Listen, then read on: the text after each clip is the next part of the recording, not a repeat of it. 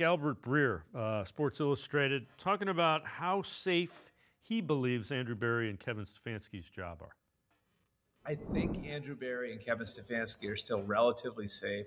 I think the context here is over the course of over a decade now of ownership, Jimmy Haslam and his family looked for a certain mix, wanted a certain philosophy with their coach, with their general manager, and struggled in a very big way to set everything up the right way. There was, of course, an analytics-driven model with Sashi Brown coming in. They tried to mix that with old school football with Hugh Jackson. Then they bring in John Dorsey to be the old school football guy. And I think between Paul DePodesta, Andrew Berry, and Kevin Stefanski, the mix they're looking for, and that group's made the playoffs twice, which, believe it or not, is still the most successful run any coach or GM has had in the new Browns era, going back to when the Browns came back into the league in 1999.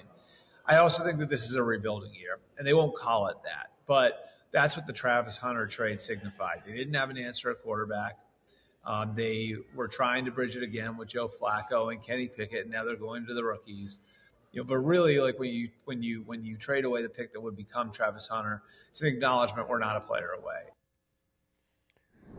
G-Bush, they're still not a player away. You need wide receivers. You need offensive line. You probably need a offensive line, not offensive linemen, and you still need a quarterback. So the roster's been upgraded. I'm not going to argue that. They've got pieces, but man, you need more pieces. Yeah, that sound good. That sound good. Everybody can sit here when you're 2-5 or whatever the case may be in the middle of the season and it ain't Halloween yet. And you could say, they got a little time. What tells me is they don't have a lot of time, because if they had all the time in the world, they would have kept Kenny Pickett and said, okay, his hamstring hurts a little bit. We'll keep him around because this is a rebuilding year. But you know what they did? They traded Kenny Pickett. Then they came back. See, this is the problem I have with people talking about they got it. He didn't say anything about no plan. What was the plan? Nobody told the Cleveland Browns to come out and tell us this. It was a quarterback competition and then tell us Kenny Pickett was the guy. And then we saw Joe Flacco. He was playing for us, looked bad in this offense, and then he got moved to Cincinnati in the division, and he comes out and throws for 350 yards against the Steelers. Okay, well, you told us Dylan Gabriel was your guy you liked. You passed on Jackson Dart. Well, that's yet to be seen what that looks like.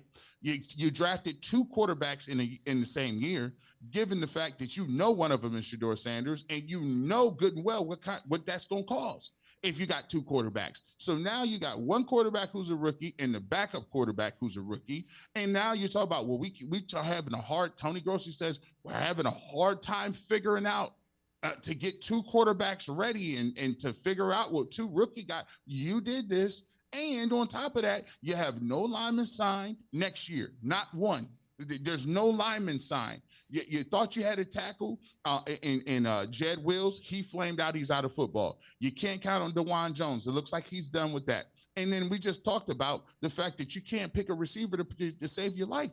So, yeah, it's easy to sit here and say they're aligned, but no fan cares anything about alignment. Who cares if you're aligned in the wrong direction?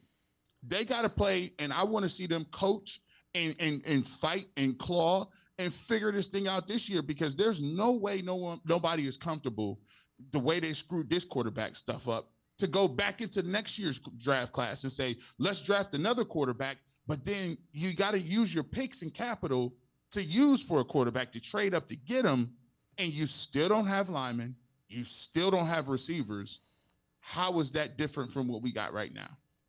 So, no, they're going to have to develop and figure something out. I'm not giving them no blank check because they're aligned. Who cares?